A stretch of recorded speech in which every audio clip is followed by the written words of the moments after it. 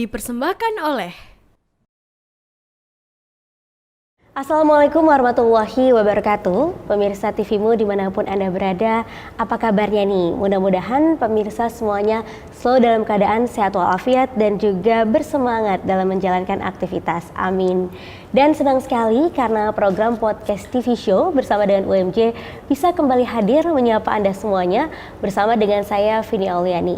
Kali ini kita akan berbincang-bincang seputar dunia teknik, yaitu tepatnya kita akan membahas mengenai tema kita kali ini adalah menuju Fakultas Teknik UMJ yang unggul dalam IPTEK dan juga kokoh dalam IMTAK. Jadi IPTEK dan juga IMTAK ini berjalan seiringan ya. Bersama dengan narasumber kita kali ini yaitu Wakil Dekan 3 dari Fakultas Teknik UMJ, ada Bapak Insinyur Harwidyo Eko Prasetyo STMT yang biasa disapa dengan Pak Widyo. Langsung saja kita sapa. Assalamualaikum Pak Widyo. Waalaikumsalam warahmatullahi wabarakatuh. Apa kabar Pak? Alhamdulillah baik. Baik ya Pak, Alhamdulillah. Iya, terima kasih Pak sudah berkenan meluangkan waktunya untuk bincang-bincang nih Pak ya, sharing-sharing ilmunya tentang seputar dunia teknik, khususnya di Fakultas Teknik UMJ ini. Iya. Baik, Pak Widyo ini Bapak adalah Dekan 3 ya Pak ya? Wakil Dekan 3. Wakil Dekan 3 ya, maaf. Wakil Dekan 3 dari Fakultas Teknik UMJ ini. Kalau Wakil Dekan 3 itu biasanya ini mengatur ataupun juga bertanggung jawab atas terhadap apa aja nih Pak? Oke. Kalau Wakil Dekan 3 itu di bidang kemahasiswaan dan kerjasama, terutama itu, dua bidang itu. Kemahasiswaan dan kerjasama ya. Betul. Baik, nah terkait juga kemahasiswaan, terkait juga dengan tema kita kali ini untuk menuju Fakultas Teknik yang unggul tentunya dalam ilmu pengetahuan dan juga kokoh dalam IMTAK ya Pak. Betul. Jadi kemahasiswaan ini apa saja nih, program apa saja nih yang Bapak juga rancangkan gitu untuk mendukung prestasi mahasiswa baik akademik maupun non akademik. Oke, terima kasih. Kami di Fakultas Teknik, terutama ya di Fakultas UMJ, ada beberapa program terutama terkait peningkatan prestasi mahasiswa. Di mana kami di Fakultas Teknik ada beberapa komunitas yang sudah kami bentuk. Antara lain ada komunitas robot terbang yang alhamdulillah minggu lalu masuk ke dalam 8 besar Puspresnas ya, Pusat Prestasi Nasional yang diadakan di Lampung. Itu kami masuk 8 besar bertanding berlomba di antara kampus-kampus besar terutama yang negeri ya. Alhamdulillah kita masuk 8 besar. Insya Allah tahun depan kita bisa meraih lebih tinggi lagi gitu. Selain itu juga ada komunitas robotika. Kemudian ada komunitas jembatan dan bangunan tahan gempa. Kemudian ada komunitas gemastik untuk informatika. Ada motor kapal tanpa awak. Kemudian juga ada mobil hemat energi. Itu antara lain itu. Itu kami persiapkan komunitas-komunitas tersebut untuk bertanding di perlombaan tingkat nasional, terutama untuk itu, untuk Puspresnas ya yang diadakan oleh Kementerian Pendidikan Nasional. Itu. Baik, jadi untuk menunjangnya ada banyak komunitas ya Pak ya tadi, seperti itu tadi. Ini bedanya kalau robot terbang sama robotika itu apa tuh Pak? Kalau robot terbang itu berkaitan dengan aeromodeling ya. Kalau robotika itu biasanya terkait dengan robot yang bisa berjalan di darat. Jadi kalau kemarin tahun lalu kita ada lomba itu robot pendeteksi kebakaran. Jadi kita membuat robot seperti laba-laba. Itu dia mendeteksi kebakaran di mana jadi bisa berjalan langsung ke tempat adanya panas seperti api seperti itu. Nah itu kemarin tahun lalu kita mengikuti lomba itu tapi ya alhamdulillah sudah lolos cuma tidak lolos ke final. Ya mudah-mudahan nanti kedepannya bisa lebih baik lagi gitu ya. Gitu. Baik, nah ini bisa diikuti oleh seluruh mahasiswa dari tiap-tiap program studi ya Pak? Betul. Untuk teknik ini? Betul, untuk komunitas ini emang kami sediakan karena komunitas itu berkaitan dengan minat dan bakat mahasiswa. Jadi terlepas dari jurusan yang mereka ambil, mau teknik sipil, elektro, kimia dan sebagainya, itu mereka bisa masuk ke dalam satu komunitas tersebut. Tujuannya itu adalah jika satu komunitas tersebut bisa juara, itu prestasi tersebut bisa diklaim oleh mahasiswa prodi yang bersangkutan prestasi tersebut. Jadi bisa diambil oleh prodi manapun gitu yang berkaitan dengan situ. Mungkin itu ya. Iya. Nah, Bapak nanti ini tiap-tiap komunitas ini ada tutornya ini oleh siapa nih dipandunya? Apakah dari dosen ataupun mungkin dari alumni yang memang berkecimpung ahli gitu di bidang tersebut. Oke, terima kasih. Jadi komunitas ini didampingi oleh dosen pembimbing, satu dosen pembimbing dan satu instruktur. Kalau instruktur itu dari luar, kita juga ambil beberapa alumni yang sudah malang melintang ya di dunia seperti robot terbang dan sebagainya itu kita rekrut untuk menjadi instruktur kita. Juga ada juga yang di luar dari alumni juga ada. Jadi tergantung kebutuhan kita nanti ya. Tapi kita utamakan emang alumni yang kita utamakan. Iya, seperti itu. Baik, jadi ini salah satu yang mendukung ya untuk prestasi mahasiswa, ada komunitas-komunitas tadi. Terkait ini Pak, apa fasilitas juga yang disediakan dari Fakultas Teknik? Seperti apa saja tuh Pak yang disupport? Alhamdulillah Fakultas Teknik disupport penuh ya oleh rektorat. Terutama di bidang iptek tadi ya, karena kan seperti robot terbang itu kan berhubungan sekali dengan iptek. Kemarin alhamdulillah juga kami disupport untuk lomba kemarin itu support penuh dari rektorat sehingga kami bisa masuk ke 8 besar alhamdulillah. Nah, harapan kami ke depannya support tersebut bisa lebih lagi dari rektorat maupun dari fakultas juga sehingga bisa memperoleh juara yang lebih tinggi lagi. Nah, kemudian untuk untuk komunitas lainnya seperti Gemastik kemarin juga ikut lomba tapi masih belum masuk ke 8 besar atau 10 besar, tapi itu tidak menghalangi untuk semangat kami ya. Jadi itu merupakan pengalaman buat mahasiswa terutama untuk mengikuti ajang-ajang lomba seperti hal tersebut sehingga nanti kedepannya bisa lebih baik lagi. Kalau support dari fasilitas yang ada di Fakultas Teknik saya rasa sudah cukup ya, sudah cukup untuk memfasilitasi kegiatan dari mahasiswa. Terutama tadi seperti robot terbang, robotika, terus kemudian ada gemastik, terus nanti kemudian ada mobil hemat energi. Terutama ya salah satu juga mobil hemat energi ini juga menjadi salah satu harapan kami menjadi salah satu ikon ya untuk memperoleh prestasi juga seperti halnya robot terbang. Di mana mobil hemat energi pun juga masuk komunitas itu baru saja karena tadinya ini di bawah himpunan mahasiswa mesin.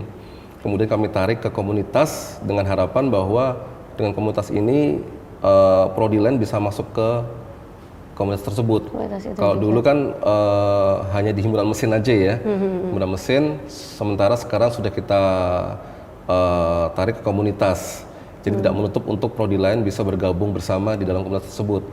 Nah, harapan kami juga dari segi biaya itu bisa kami dukung full untuk kegiatan tersebut dan insya Allah mudah-mudahan tahun ini atau tahun depan bisa juara. Baik. Ini menarik ya, karena kan ini berhubungan dengan iptek gitu. Betul. Tadi ya. Tadi Bapak juga menyebutkan ada gematika ya Pak Widya ya. Kalau gemastika apa? Gemastik itu. Ya, gemastik itu seperti apa? Gemastik itu dari informatika. Oh, dari jadi lomba di bidang informatika seperti basis data dan sebagainya seperti itu. Basis data ya, seputar data. Untuk komputer dan juga internet ya Pak ya. Jaringan jaringan digital.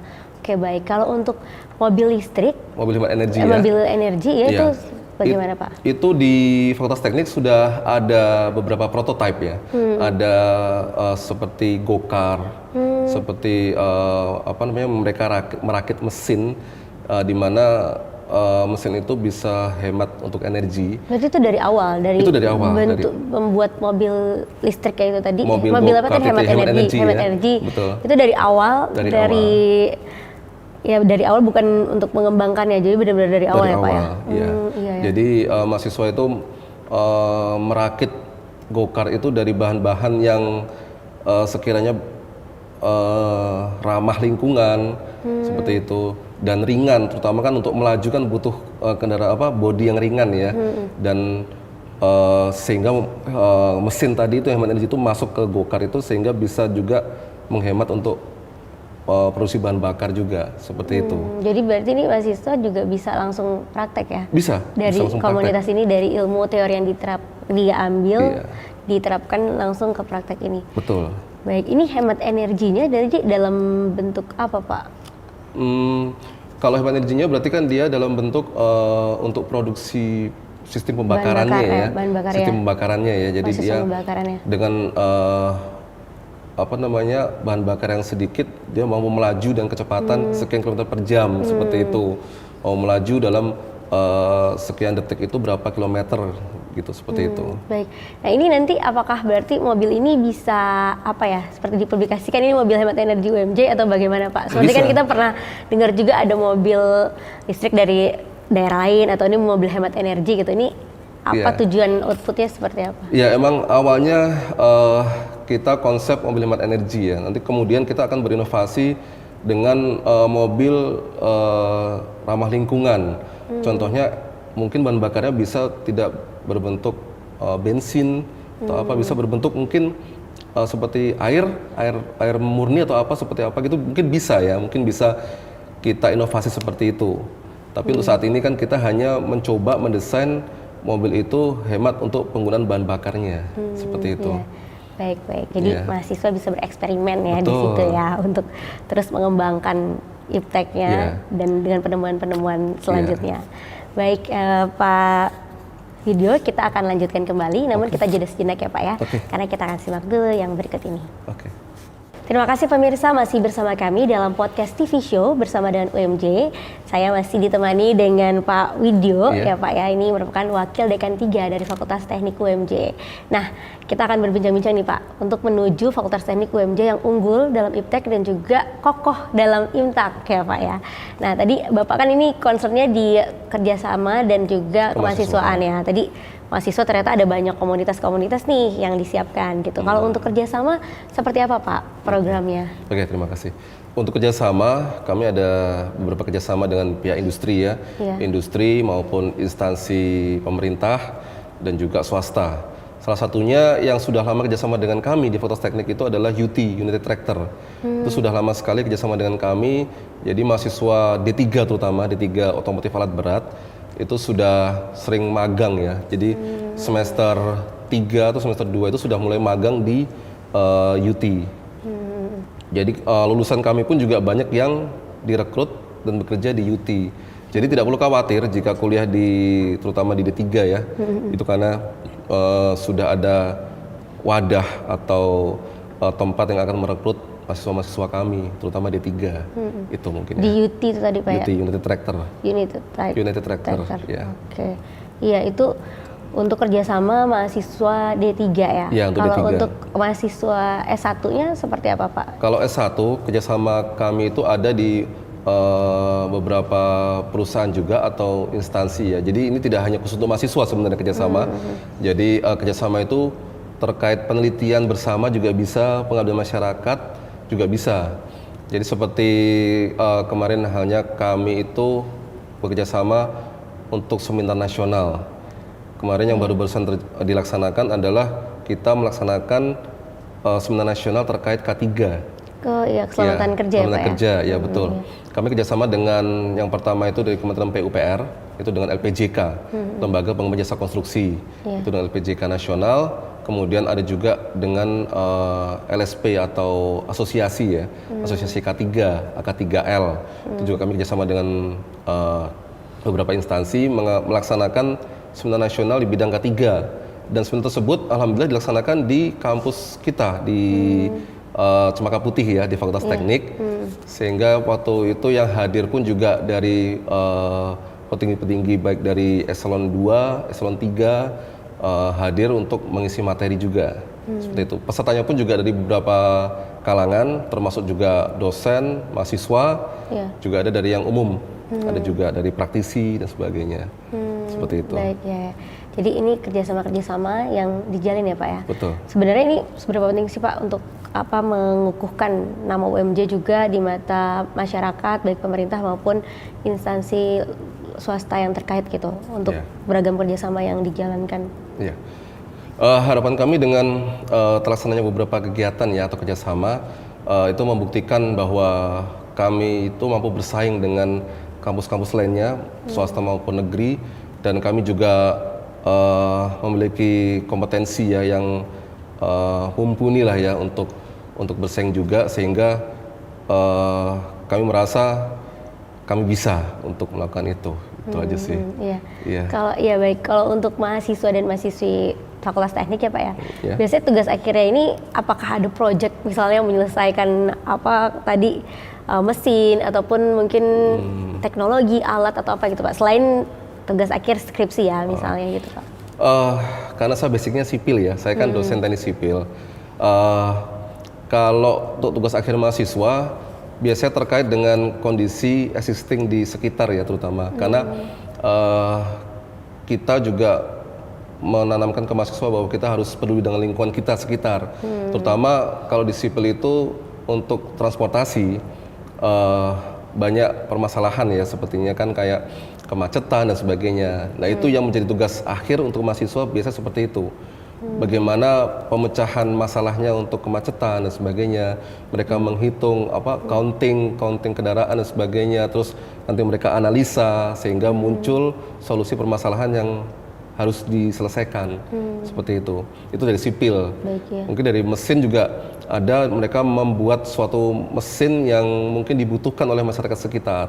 Seperti itu. Karena kita dulu pernah mesin itu menyumbangkan alat untuk penyulingan air. Itu pada saat ada bencana alam, kalau nggak salah di gunung apa, saya lupa juga itu ada itu. Kita pernah menyumbangkan alat tersebut untuk bencana alam tersebut itu, untuk digunakan oleh masyarakat sekitar. Seperti itu. Baik, jadi dikembalikan lagi juga dengan kebutuhan masyarakat ya Pak. Betul. Ya, agar benar-benar ini ilmunya yang didapatkan bermanfaat dan Betul. langsung terimplementasikan. Betul. Gitu ya Pak. Betul. Ya. Baik, nah Bapak ini kan kita nih temanya menuju Fakultas Teknik UMJ yang unggul dalam iptek gitu ya. Kalau melihat sekarang nih perkembangan dunia teknologi, ilmu pengetahuan gitu, sekarang kita sudah Society 5.0 ya Pak ya? Iya, 5.0. Ini kebutuhannya sih seberapa besar sih Pak peluang dari jurusan Fakultas Teknik ini? Oke. Untuk menghadapi 5.0 itu di Fakultas Teknik sudah dilengkapi ya, di laboratorium kami ya, laboratorium kami terutama untuk mahasiswa untuk praktek. Itu sudah alhamdulillah sudah dilengkapi oleh alat-alat yang mampu untuk mencukupi kegiatan mahasiswa untuk menghadapi 5.0 tersebut. Seperti kayak di sipil terdapat alat-alat untuk tes beton, tes tekan, tes tarik besi dan sebagainya, untuk aspal dan sebagainya sudah ada di situ. Meskipun mungkin emang untuk dari segi umur alat tersebut mungkin masih agak ini, tapi istilahnya masih bisa lah untuk bersaing lah untuk menghadapi 5.0 tersebut. Seperti halnya di mesin itu juga ada alat-alat mesin untuk praktikum ya dan sebagainya, untuk pembubutan mesin dan sebagainya itu sudah ada. Seperti di arsitek juga untuk alat praga dan sebagainya sudah alhamdulillah sudah lengkap. Terutama untuk arsitek ya, arsitek kan memang alhamdulillah akreditasi kita unggul ya. Jadi kita lengkapi untuk mendukung akreditasi tersebut agar unggul. Nah, harapan kedepannya kami juga akan mendorong semua prodi untuk unggul, sehingga kami mencoba berusaha untuk melengkapi laboratorium kami lebih modern lagi, ya lebih modern lagi. Ya memang kalau kemajuan teknologi kan pasti selalu cepat ya. Jadi kita baru beli handphone yang ini udah muncul baru lagi lah seperti itu. Jadi ya dengan keterbatasan dana kami, tapi kami tetap bisa juga untuk bersaing untuk itu, seperti itu. Baik ya, jadi besarnya potensi yang ada itu juga difasilitasi ya. Betul. Oleh Fakultas Teknik dengan adanya lab-lab itu. Itu labnya dijadikan dalam satu untuk semua jurusan ini atau enggak. memang tiap jurusan ini ada lab-labnya tersendiri Pak? Tiap jurusan ada lab sendiri. Oh, yang disesuaikan dengan ini ya kebutuhannya Betul. Pak ya. Di tiap prodinya ada lab sendiri, di tiap prodinya, begitu. Baik, jadi tadi untuk yang lab yang disesuaikan dengan prodinya tadi untuk penghitung bobot mesin itu untuk Fakultas Teknik Mesin. Iya, kimia juga ada lagi untuk lab seperti di lab kayak bahan-bahan kimia seperti itu juga ada. Ada nggak Pak mungkin yang satu untuk fakultas bisa digunakan? Oh, ada. Khusus satu lab itu untuk semua satu lab untuk semua itu ada. Iya. Seperti lab infocom ya untuk komputer. Itu digunakan untuk semua prodi. Terus ada lab bahasa. Itu juga digunakan untuk semua prodi. Kemudian ada lab fisika, itu juga digunakan untuk semua prodi. Baik ya. Nah itu selain lab, ada fasilitas apa lagi nih Pak yang disediakan dari Fakultas Teknik untuk menunjang itu tadi Pak, agar mahasiswanya ini bisa benar-benar unggul nih dalam iptek? Gitu. Seperti fasilitas yang ada di kampus kami ya, di Fakultas Teknik UMJ, di mana seperti mention on corpore sano ya, di dalam tubuh yang sehat terhadap jiwa yang sehat. Adapun fasilitas yang ada di kami, salah satunya gym, mini gym. Kami memiliki mini gym ya, di mana itu selalu rame tiap hari, dari pagi sampai sore itu selalu penuh full. Tapi kami dipisah ya antara jamnya antara yang perempuan dan laki-laki, kita kasih jam yang berbeda. Jadi ada segmennya untuk perempuan dan ada segmennya untuk laki-laki, seperti itu. Kemudian ada juga kami ada alat olahraga seperti tenis meja. Kemudian kami juga FT ya, FTWM juga menyewa lapangan untuk badminton. Itu untuk karyawan, dosen dan mahasiswa. Jadi semua itu fasilitas untuk semua, untuk sivitas akademika ya. FTWMJ seperti itu. Seperti itu ya Pak. Jadi ada fasilitas juga yang menunjang untuk akademik, tapi juga ada fasilitas yang menunjang untuk kebugaran mahasiswanya, olahraganya. Karena kan teknik ini belajarnya berat kan, dan juga harus mungkin nanti fokus berkutat. Nah itu juga diperlukan raga yang prima ya Pak ya. Jadi ditunjang itu semuanya tadi. Baik Pak Widyo, kita masih akan lanjutkan kembali, namun lagi-lagi kita break sejenak dulu ya Pak ya, karena kita akan lihat dulu yang berikut ini. Pemirsa, kembali lagi dalam podcast TV Show bersama dengan UMJ. Kita lanjutkan kembali perbincangan kita dengan Pak Widyo, Wakil Dekan 3 Fakultas Teknik ya Pak ya. Ya, nah Pak, Bapak boleh sharing juga nih pengalaman Bapak. Selain sekarang kan Bapak di Wakil Dekan 3 UMJ ya Pak. Mungkin Bapak ada pengalaman juga di luar kampus gitu sebagai apa aja Pak? Nih saya baca CV Bapak nih banyak sekali nih. Ada sebagai tim leader ya Pak ya, di Badan Penyediaan Perumahan, Kementerian Pekerjaan Umum dan juga Perumahan Rakyat ini, terus juga tim leader Kementerian Pekerjaan Umum dan Perumahan Rakyat di NTB, di Bogor dan NTB, juga tenaga ahli jalan, field consultant, dan tenaga ahli infrastruktur. Nih, boleh nih Bapak mau cerita yang mana dulu nih? Ini panjang ceritanya sebenarnya. Panjang, boleh Pak. Saya mungkin cerita dari awal saya belum nikah ya. Saya dulu pernah tahun 2010 itu bekerja di Kementerian Perekonomian ya, Kementerian Koordinasi Bidang Perekonomian. Itu tahun 2010 sampai 2012 saya sebagai tenaga ahli infrastruktur, khususnya untuk sumber daya air. Jadi seperti bendungan, bendung, waduk dan sebagainya. Itu pada saat zamannya Pak Hatta Rajasa menterinya. Terus kemudian setelah itu saya pernah juga kerja di AusAid, Australian Aid. Saya sebagai field consultant, itu saya ditempatkan di daerah Wonogiri, Jawa Tengah. Kemudian setelah itu saya mulai terjun lagi di konsultan-konsultan ya, terutama di bidang manajemen konstruksi. Seperti saya pernah juga terlibat di pekerjaan untuk penataan kawasan di NTB, di 3 Gili. Kemudian yang saat ini saya juga lagi terlibat tim leader untuk pembangunan rusun, rumah susun di Karawang. Itu di Balai Penyediaan Rumah di Kementerian PUPR. Seperti itu. Dan terakhir ini emang sebenarnya dosen ini di akademisi ini kan pelabuhan terakhir ya buat saya ya. Karena buat saya sebagai dosen itu merupakan pengabdian, jadi ini muara akhir buat saya.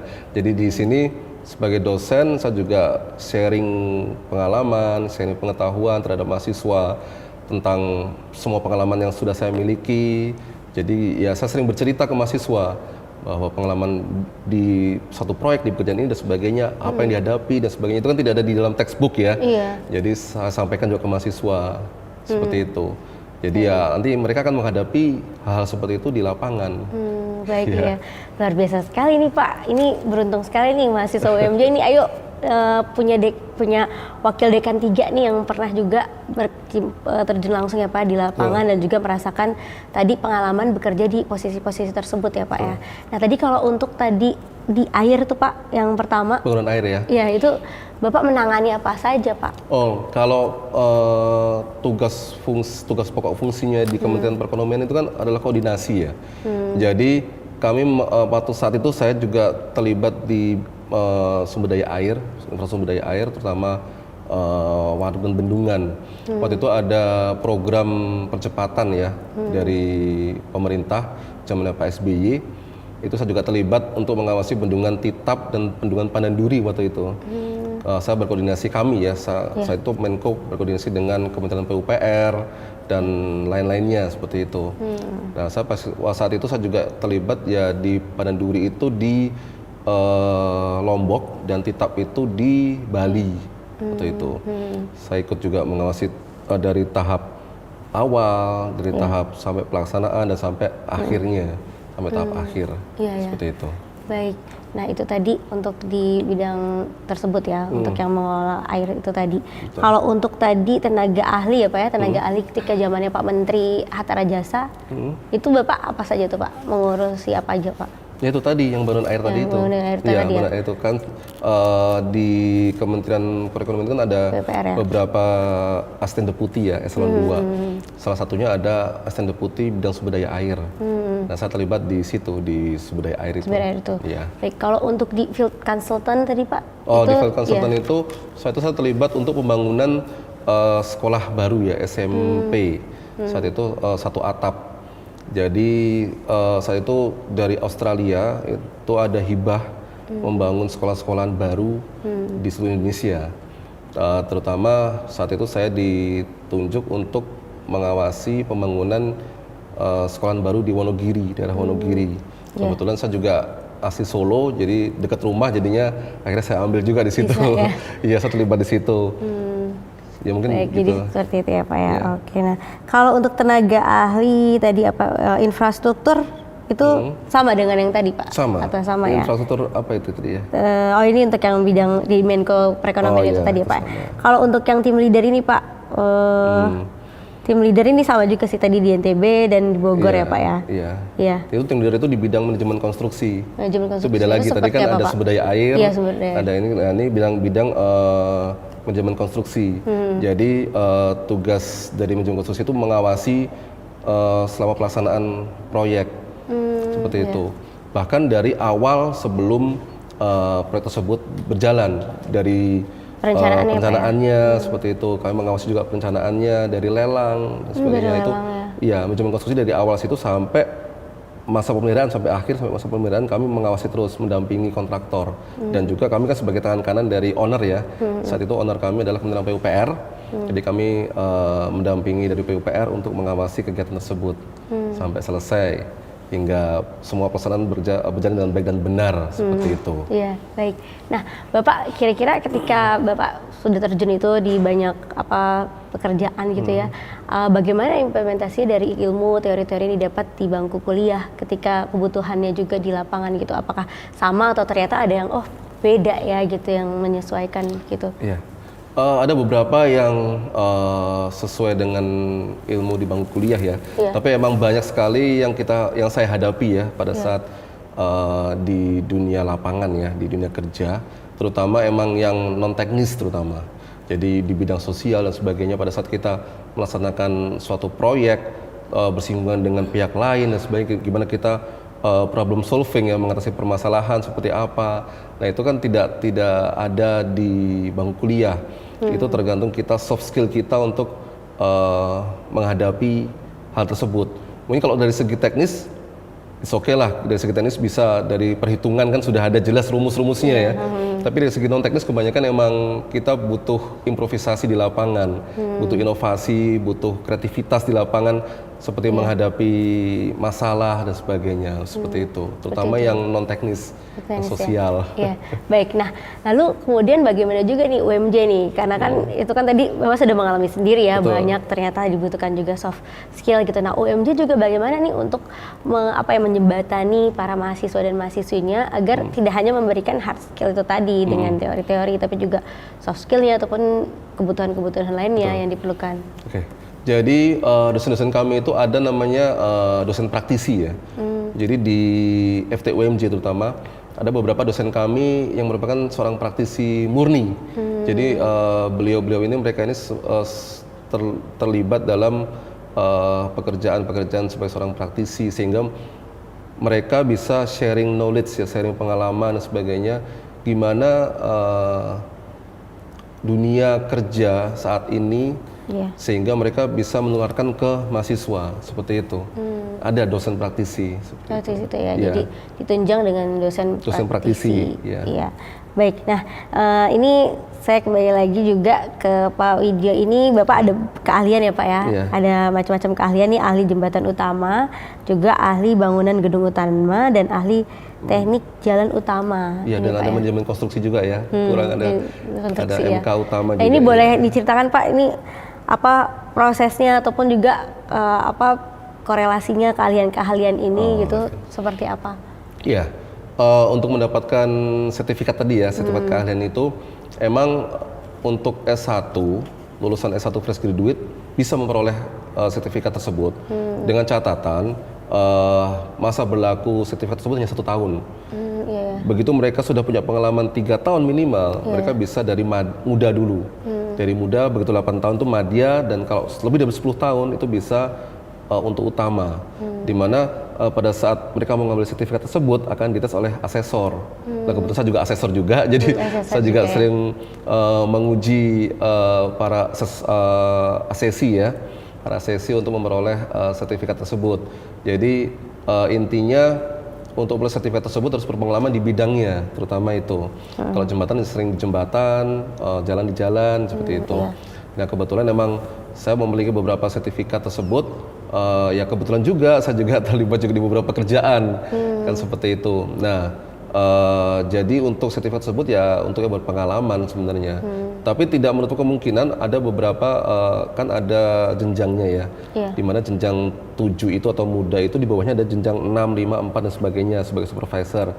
Itu bisa diperoleh untuk S1 yang belum berpengalaman tuh bisa juga. Itu dengan masa berlakunya itu 5 tahun sertifikatnya sekarang ya, BNSP.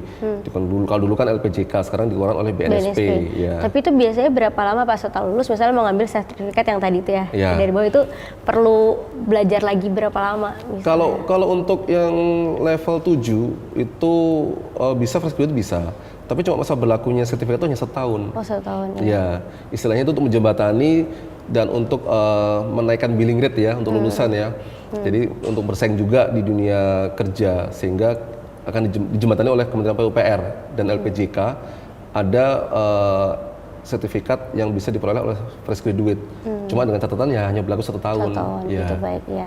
Jadi intinya sertifikat ini tentunya menunjang ya keahlian dan juga kebutuhan dari nantinya lulusan-lulusan fakultas teknik. Betul. Gitu ya. Jadi bisa terus dikembangkan dan ranahnya banyak ya Pak ya. Betul. Prospek kerjaannya itu dari fakultas teknik banyak sekali ya Pak ya. Ini baru beberapa di antaranya. Baik Pak Widyo, kita akan lanjutkan kembali. Kita simak dulu nih yang berikut ini. Pemirsa, terima kasih masih bersama kami dalam podcast TV Show bersama dengan UMJ, dan kita lanjutkan kembali ini bersama dengan Pak Widyo. Nah, Pak, tema kita kali ini adalah menuju Fakultas Teknik UMJ yang unggul dalam IPTEK dan juga kokoh nih dalam IMTAK gitu. Nah, ini yang perlu digarisbawahi juga. Biasanya kalau kita membahas teknologi ilmu pengetahuan, kita kan ya concernnya ini fokus ke teknologi dan ilmu pengetahuan ya, unggul dalam teknologi dan ilmu pengetahuan. Tapi ini juga diselipkan nih untuk FTUMJ kokoh dalam IMTAK gitu. Kenapa sih kok perlu kokoh juga dalam IMTAK gitu? Bukannya yang penting teknologi super canggih gitu. Iya. Oke, terima kasih ya. Ini mungkin juga panjang lebar ini menjelaskan, tapi kita persingkat aja. Jadi perlu ya, sangat perlu, karena kita emang harus melek teknologi. Tapi di satu sisi juga kita tetap harus dalam rules ya, harus on the track di sesuai dengan ajaran Islam ya, Al-Quran dan hadis ya dan sebagainya. Dimana di Fakultas Teknik UMJ itu untuk mengimbangi dari kemajuan teknologi tersebut, kita ada program-program dari AIKA atau Al-Islam Muhammadiyahan, di mana mahasiswa kita bekali Al-Islam Muhammadiyahan sebagai kader Muhammadiyah dan sebagainya. Harapan kami pada saat mereka lulus di dunia kerja, mereka tidak akan goyah oleh kanan kiri ya istilahnya, oleh godaan dan sebagainya. Mereka tetap kokoh pendiriannya sesuai dengan ajaran Islam dan Muhammadiyahan, seperti itu. Di mana program